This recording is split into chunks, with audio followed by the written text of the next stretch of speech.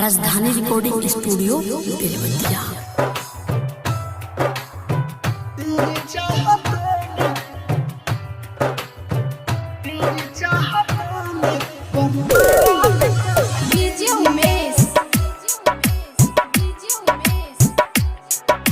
सुखीपुर बाजार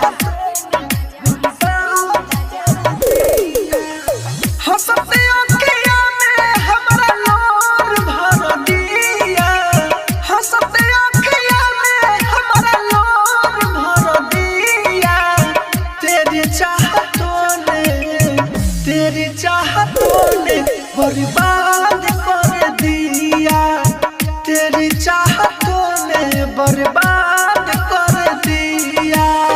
हंसते आँखियों में हमारा लोर भर दिया, हंसते आँखियों में हमारा लोर भर दिया। तेरी चाहतों ने बर्बाद कर दिया, तेरी चाहतों ने बर्बाद कर दिया। तेरी चाहतों ने बर्बाद कर दिया।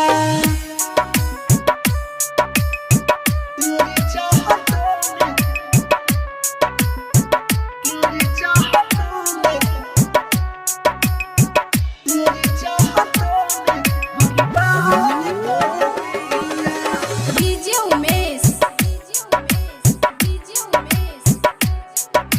सुखीपुर बाजार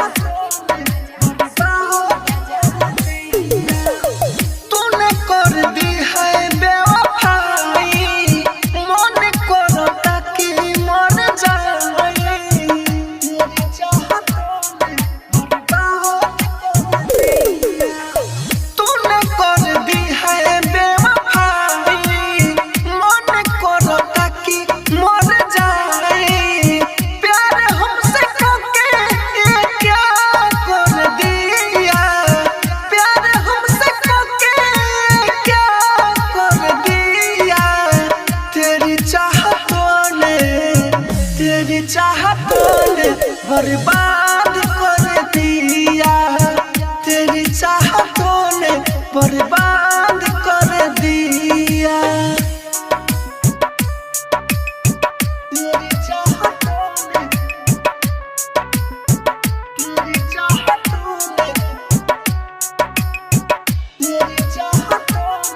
बर्बाद कर दिया। डीजे उमेश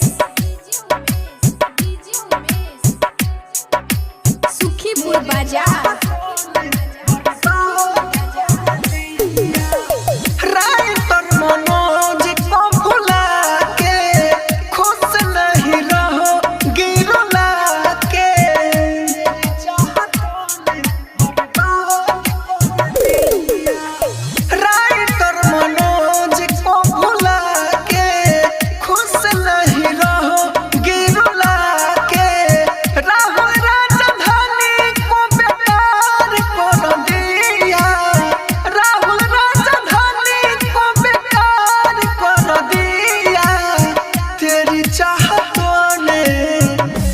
चाहतों ने बर्बाद कर दिया, तेरी चाहतों ने बर्बाद कर दिया।